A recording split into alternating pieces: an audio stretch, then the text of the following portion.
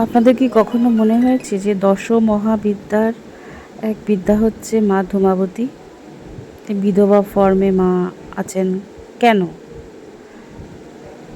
এটা কখনো আপনাদের মনে নিশ্চয়ই কৌতূহল হয়েছে যে এটা আবার মায়ের আবার কীরকম রূপ?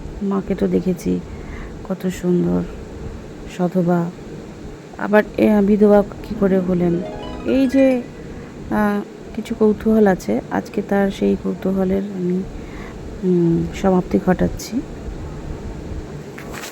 কি হচ্ছে, আরেকটা বিষয় হচ্ছে যে যখন শিব হলাহল বিষ পান করেছিলেন, পান করার পরে তার যখন একটা শরীরের কঠিন একটা সমস্যা তৈরি হচ্ছিল,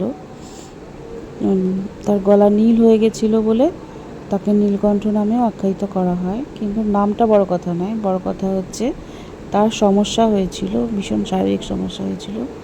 সে মৃতপ্রায় একজন হয়ে যাচ্ছিলেন, মানে তার মৃত্যু আসন্ন।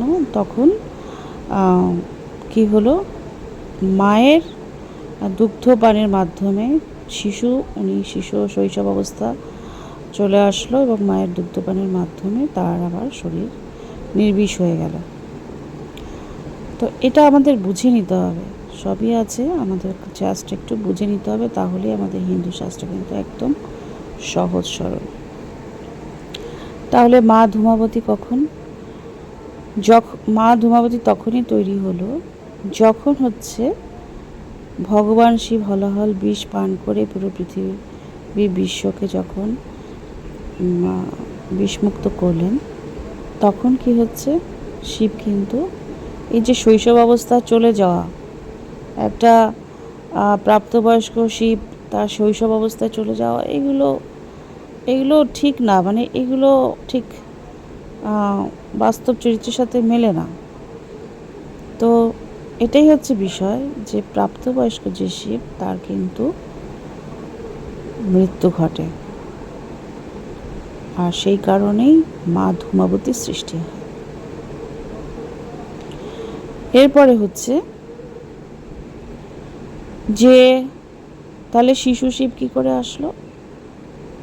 তখন হচ্ছে মা যখন ধূমাবতীর সৃষ্টি হলেন, মানে বৈধব্য যখন চলে আসলো মায়ের, তখন এই বিশ্ব শিব ছাড়া সম্পূর্ণরূপে অচল, কারণ সৃষ্টি হচ্ছে শিব, শুক্রাণুই হচ্ছে শিব। তখন মা ধূমাবতীর কি হচ্ছে, তখন তার পুনরায় তিনি গর্ভধারণ করলেন। আমরা আগেই জেনেছি যে আমাদের এক শিব দুই প্রকার, মাও দুই প্রকার, একজন নিরাকার আর একজন সাকার। তো নিরাকার শিবের থেকে তিনি কিন্তু নিজে শিব সৃষ্টি করলেন নিজের গর্ভে, তবেই না একজন প্রসূতি হবে, বাচ্চা উৎপাদন হবে, তবেই না তার শরীরে দুগ্ধ উৎপাদন হবে। তো দুগ্ধ উৎপাদন তো আর চারটিখানি কথা নয়, একটা শৈশব, একটি ভ্রূণ নিজে গর্ভে ধারণ হবে, তবেই না সেই ভ্রূণ ধীরে ধীরে শিশুতে পরিণত হবে, ভূমিষ্ঠ হবে, তবেই না তার দুগ্ধ উৎপাদন হবে। দুগ্ধ উৎপাদন হওয়াটা কি চারটিখানি কথা? তো তখন কি হলো, সেই শিবের আবার জন্ম হলো। জন্ম হয়ে তখন সেই তার যে যাবতীয় যে বিষ, হলাহল যে বিষ, গত জন্মের যত বিষ, সেই সমস্ত বিষের প্রভাবে তার শরীর কিন্তু নীল বর্ণ হয়ে যায়। সেটাও এই জন্মে তার প্রভাব পড়েছে। তো এই হচ্ছে বিষয়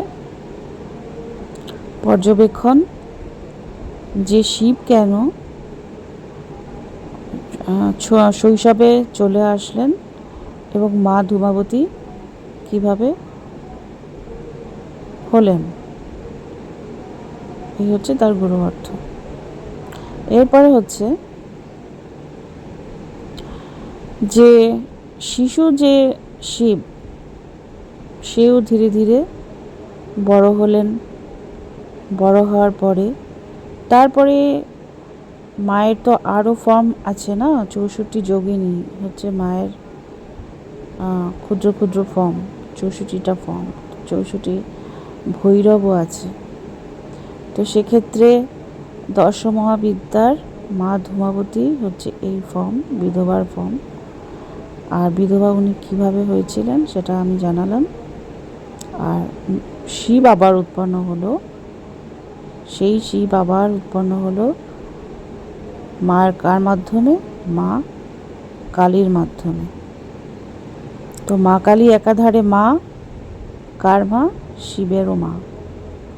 তাহলে মাকে কিন্তু খালি শিবের পত্নী হিসাবে দেখানো হয়নি, শিবের মা হিসাবেও কিন্তু আমাদের হিন্দু শাস্ত্রে তাকে আখ্যায়িত করা হয়েছে। তাহলে এই যে মা, যার দুগ্ধ পান করার মাধ্যমে তার হলাহল যা নামক যে বিষ, সেই বিষের যে বিষাক্ত, সেইটা কিন্তু সম্পূর্ণরূপে নির্বিষ হয়ে গেল। তাহলে মায়ের কতটা ক্ষমতা সেটাও আমাদেরকে এই চিত্রের মাধ্যমে, বর্ণনার মাধ্যমে কিন্তু ফুটিয়ে তুলেছে। আর শিবের মা তাহলে কে হলো? মা কালী হলো।